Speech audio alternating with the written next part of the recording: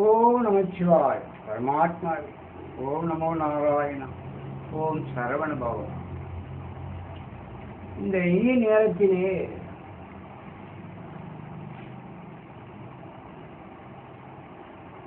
வேளாண்மையை பற்றி அறிவோம். வேளாண்மை சாகுபடி, வாழை சாகுபடியை பற்றி அறிவோம். பாதுகாப்பு விதிகள், வாழை சாகுபடிக்கு பாதுகாப்பு விதிகள். நமது தேசம் விவசாய நாடு. விவசாய நாடு இல்லாத நாடே இல்லை. எல்லா நாடுகளிலும் விவசாயம் நடைபெறுகிறது. அந்த விவசாயத்திலே நஞ்சை புஞ்சை பயிர்கள் எல்லாம் பயிர் செய்யப்படுகிறது. அதில் ஒன்று வாழை. வாழை மரங்கள் சாகுபடி செய்யப்பட்டு வருகிறது. இந்த வாழை மரங்கள் கடைசி வரை சேதாரம் இல்லாமல் நமக்கு பலன் தர வேண்டும். இதற்கு சில பாதுகாப்பு விதிகள்லாம் இருக்கின்றது. அதை பற்றி நாம் இப்பொழுது சுருக்கமாக அறிவோம். அதற்கு முன்பாக வான்சிறப்பு மழையினால் நமக்கு கிடைக்கக்கூடிய பலன்கள், வேளாண்மையும் ஒன்று. வேளாண்மை இல்லை என்றால் நமக்கு உணவு இல்லை. வானின்று உலகம் வழங்கி வருதலால் தான் அமிழ்தம் என்றுணர்ந்து பாற்று. அமிழ்தம் என்பது அதை உண்டவர்களை அறியாதிருக்க செய்வது போல உயிர்கள் இருந்து கொண்டிருக்கும்படி உலகத்தை அழிவின்றி வாழ வைப்பது விவசாயமும் மழையும். மழையினால் விவசாயமும் இருக்கின்றது. அதனால் மழையும் விவசாயமும் அமிர்தத்துக்கு ஒப்பானது. ஓம் நமச்சிவாய்.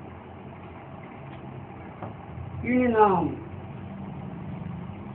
வாழை பாதுகாப்பு விதிகளை நாம் அறிந்து கொள்வோம்.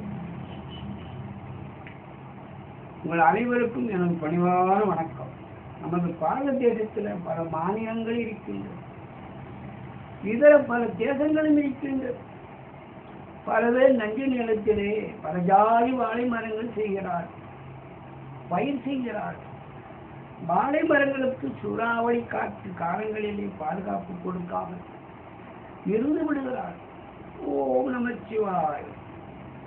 நமது நாட்டில் கோடை காலத்திலே மாசி பங்குனி சித்திரை எல்லாம் சூறாவளி காற்று வீசி வருகிறது. வாழை மரங்கள் ஆயிரக்கணக்கு கொலையுடனும் கீழே சாய்ந்து சேதாரம் அடைகிறது. விவசாயிகளுக்கு நஷ்டமும் ஏற்பட்டுக் கொண்டே இருக்கிறது. நமக்கு பொருளாதாரம் சேதம் ஏற்படுகிறது.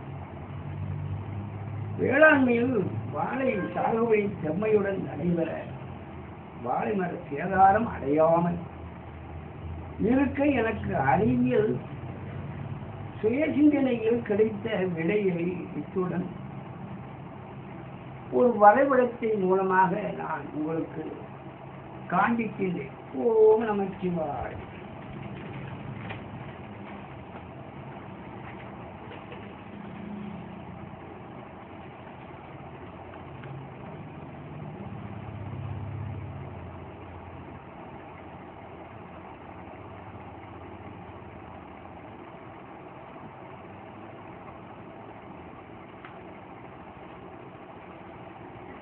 இந்த வரைபடத்தில் வாழையினுடைய பாதுகாப்பு விதிகள் அடங்கி இருக்கின்றன. இந்த வேளாண்மை வாழை பயிர் சாகுபடி செம்மையுடன் நடைபெற வாழை மரங்கள் சேதாரம் அடையாமல் இருக்க என்னுடைய சுயசிந்தனையிலே கிடைத்த விடையை படம் மூலமாக உங்களுக்கு இப்போது நான் காண்பித்தேன்.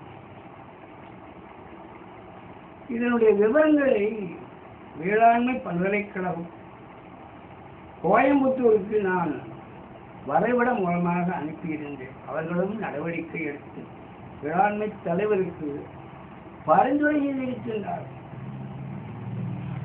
இதை உங்களுக்கு நான் அந்த விவரங்களையும் நான் இப்பொழுது காண்பிக்கின்றேன்.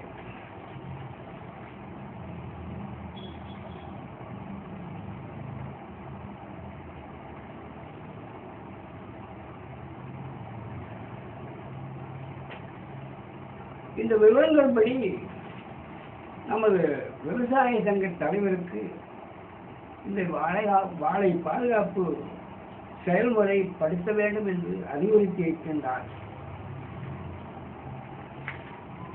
இப்படி இருக்க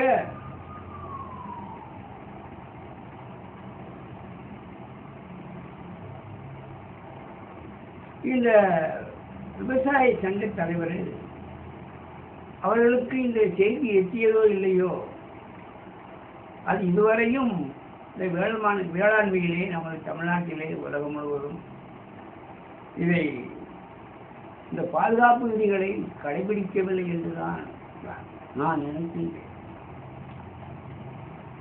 ஓம் நமச்சிவாய். இனிமேலாவது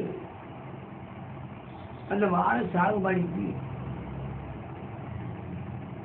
உகந்த பாதுகாப்பு குறித்து நாம் நம்முடைய நஷ்டத்தில் இருந்து மீட்டுக் கொள்ள வேண்டும். இதில் சில குறிப்புகள் இருக்கின்றது.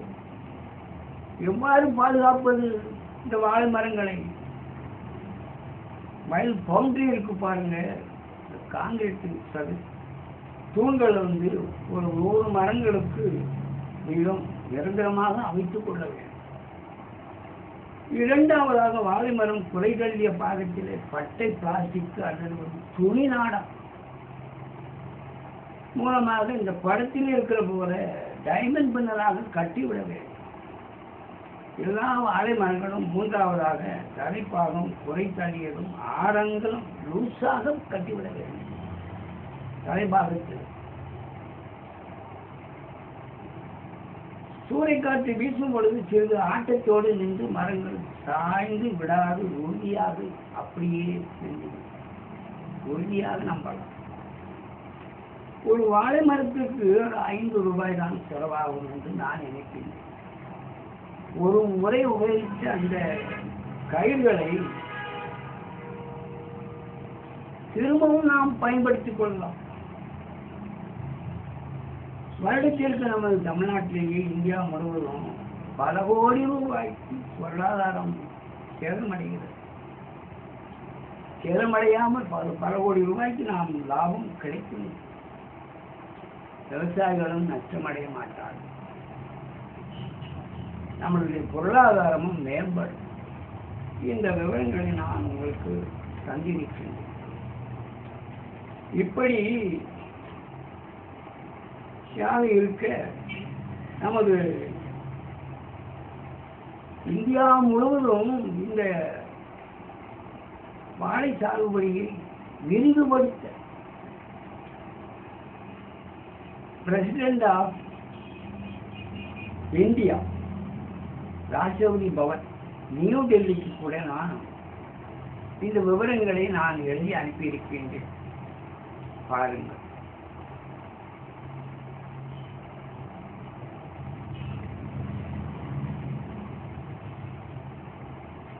அந்த டெல்லி சர்க்கார் கூட பரிந்துரை செய்திருக்கின்றது.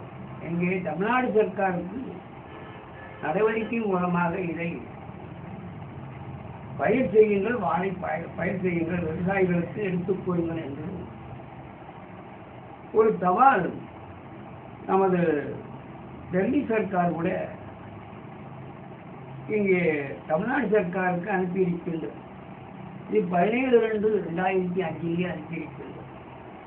ஆனால் இதுவரை யாரும் அதை கடைபிடித்ததாக தெரியவில்லை. இந்த வாழை மரம் மட்டுமல்ல, தென்னை மரத்துக்கும் பாக்கும் மரத்துக்கும் பொருந்தும், எல்லா மரத்திற்கும் பொருந்தும்.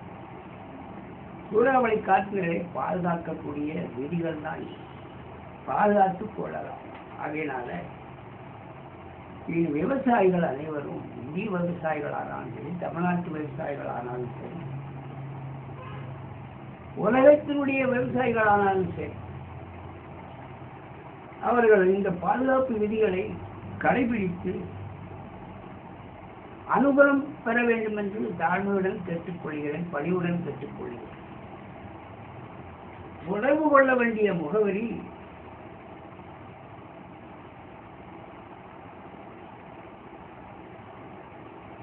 மேலும் உங்களுக்கு ஏதாவது சந்தேகம் இருந்தால் என்னிடம் நேரில் அணுகலாம் அல்லது இந்த தொலைபேசி மூலமாக விவரம் கேட்டு அறிந்து கொள்ளலாம். ஓம் நமச்சிவாயம். இப்படிப்பட்ட எனக்கு கிடைத்த ஒரு அறிவியல் விடை உங்களுக்கு அனுகூலமாக இருக்கும் என்று நான் நம்புகிறேன்.